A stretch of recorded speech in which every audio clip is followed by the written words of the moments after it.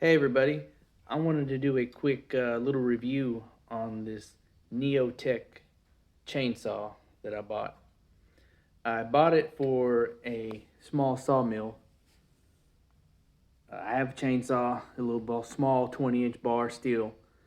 It just wasn't going to work good for what I wanted to use it for.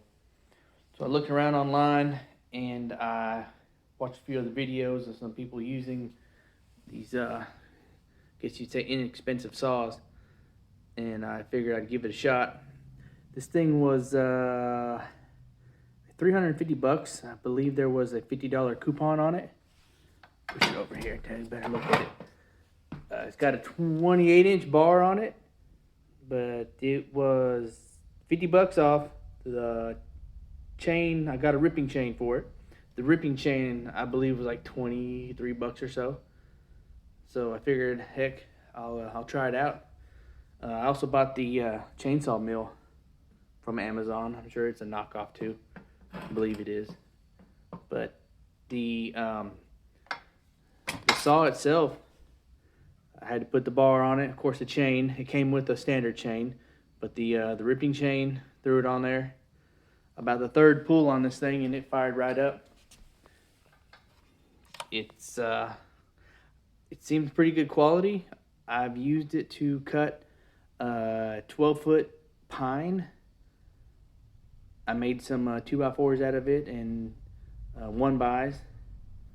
I haven't ripped them down yet, but as far as cutting slabs, I also cut a cedar, and I cut a real thick 2-inch piece of cedar. I'm sure I'll find a use for it. But the saw itself, it came with this little thing right here, a little guard on the bottom.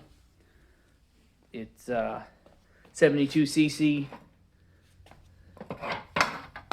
but as far as it working good, it's working great so far. It came with an extra pull rope. I don't know if it's a good thing or bad thing.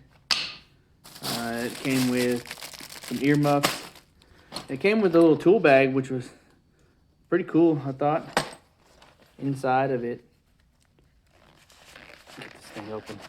Inside it basically has a gauge, for your chain gauge and stuff like that. Tools for the screws on it. It's got some torque screws. Of course, it's got the regular adjuster screw and a little screw or a screwdriver to adjust the carb. One thing I really had to do was I had to give it a little more fuel on the carb itself when I was cutting some wood with it, with the cutting slabs. But pretty decently built. Plastic feels a little cheap, of course, and it's got a little decompressor deal right there. But as far as usability and quality of it so far, it's been pretty good. I haven't had any major problems other than giving it a little more fuel from the get-go. But as far as a inexpensive chainsaw to put in a chainsaw mill, this is pretty much doing the job for me. No complaints at all. I'll post some videos of me actually cutting with it. But this thing doesn't bog down or nothing. It just goes. So, like I said, I'll make some more videos as the time goes on when I use it.